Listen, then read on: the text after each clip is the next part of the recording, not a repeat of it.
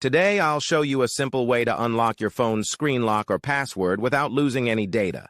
The best part? It's free and easy, even if you're not a tech expert. Just follow these steps, and you'll be able to unlock any phone hassle-free. Let's get started. You can unlock your phone's screen lock or password using a special code. You will need to press on emergency call, and then you must enter a code.